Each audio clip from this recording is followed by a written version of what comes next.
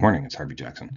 Just going to get through a couple of crop progress reports, and then yesterday there was the NOPA crush report. The one thing that I will say about the NOPA crush, a lot of the industry already knows those numbers because it is the industry, of course. But let's just have a quick look at what we'll start off with is the NOPA crush.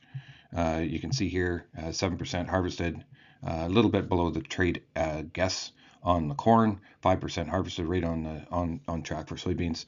And of course, if we get this decent weather, we're going to be moving along pretty quick on corn and soybeans, especially in the corn growing states or major ones.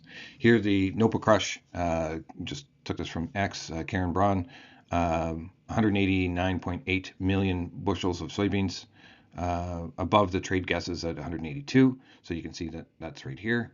And the oil has been tracking well below the monthly oil stocks for quite some time, just kind of converging here at the end of August, their crop year end. Took this from the WASDE report, and this is just highlighting the last few months of where China is getting the alternative imports. Now, it's going to be limited what they can get, but you can see that India was supplying some of their rapeseed products, and United Emirates increased as well, and then Russia. You can see that they're filling some of the gaps. Now, the trade flows are definitely going to keep changing as our product comes online. I fully expect that we'll gain back some of the market share from Mexico and Japan on the seed side of the export market, but that doesn't make up all of what China is not going to be buying. Now, you got to be careful with that statement that there still could be other countries, and I'll show you here in a little bit. Here, Indonesia is actually buying some products as well. Here's from the same report, just showing soybean prices in Brazil are quite a bit higher than the Argentina or even U.S. Gulf prices as it stands right at the time that they took this print. This is the Vietnamese buying program that I said I was going to find or show you. Vietnamese feed makers are buying, paying $220 a ton landed, and they've bought a few 30,000 metric tons vessels, and they're expected to maybe clean up some of the stuff that was en route when they put on the 75.8% duty that was put on the canola into China. So some of that product might go back into Vietnam. Now, that doesn't help us immediately, but if they keep on buying, they could be filling up some of the gaps that we require on the export market.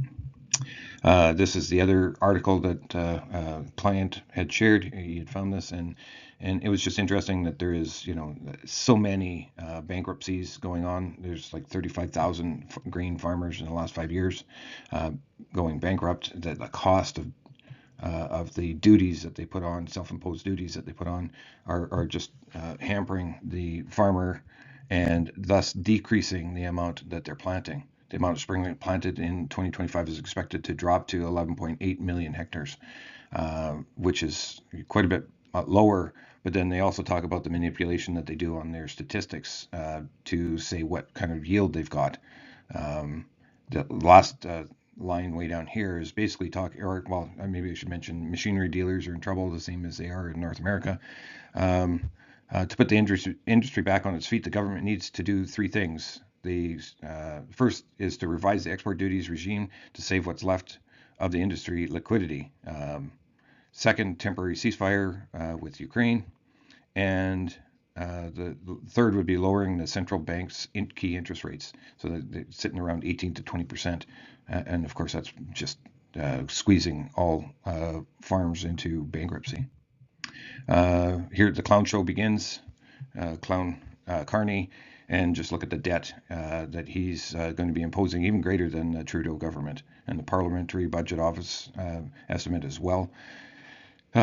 All this does is just create inflation by increasing debt, government debt. And it's just we'll have to see how that keeps going. Like, can we decrease interest rates and have that kind of money getting dumped into the market? It's crazy.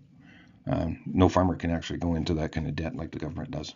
Now, you need some things, of course, as well. But anyway, let's get on to the weather. There's a bullseye there for a fair bit of rain to get dropped there. Absent over here, it looks like Saskatchewan might be able to have some harvest if the humidity will drop at all. Here's your precipitation anomaly. So yeah, there's a strip in there in Manitoba that's going to get hit. Of course, I live in that area, and it looks like we're going to be getting some moisture. And again, just showing much the same thing. Now, weather forecast changes every 6 hours, so this area here could see some harvest progression for sure. Just a quick look at the markets here. Canola is up $2 at 6.34. Rapeseed is up $3.75 to 4.74. Soybean oil up 0.66 of a penny. And crude oil is basically flat. Soybeans are up 5 cents, and your wheats are all up a couple cents. Just a quick look at the canola market. You can see we're up against the 8-day moving average, touched it and then pulled back. Now, is that what's going to be limiting this upside? It's hard to say. Looks like there's a convergence of long-term averages and medium-term averages just above here as well. That would put a lid on this market going up any higher than that. Now, of course, there's still harvest pressure coming in front of us here, but you can see that there is, even on the European rapeseed, broke out of the channel and now trading at some of those medium-term moving averages. Canola price, or rapeseed priced in Canadian dollars minus canola is so canola or rapeseed is $134 more than Canadian canola.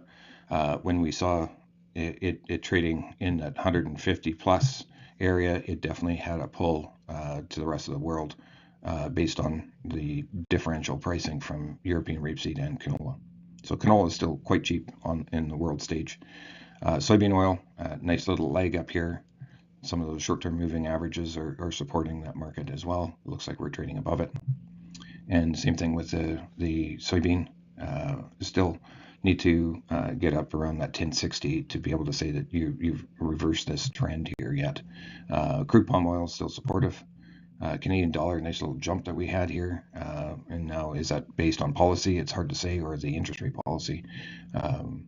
Here's your longer term look at just spring wheat chart, and this, we need to get out of that trend and move up. Now, what is it going to take? Because you can see that it trades in a negative funk for quite a long time, but we need to see this market move up here. I still think it's a buy at some point here. You can see that short-term moving averages, we're trading right at it, so we need to break out and probably and it looks like on multiple classes that it's doing the exact same thing here. You had Chicago Flash, your French wheat is doing the exact same thing, and this is your corn. Of course, corn upside target in this narrow channel going up. It has kind of taken out that first resistance point. Now the next resistance point is right at that ellipse that you can see there, which is trading at 435. Just quick look at cattle market, still in this upward channel, of course. There's a cattle on feed report this Friday, I believe. So we'll have to see if that's going to have some positive news here. Your feeder cattle doing the same kind of trend. And the one thing that you can say is hogs are maybe getting some preferential treatment, as it is a cheaper red meat source.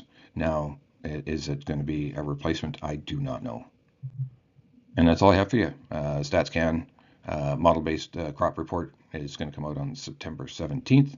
So and don't expect a whole lot that's going to be positive from that.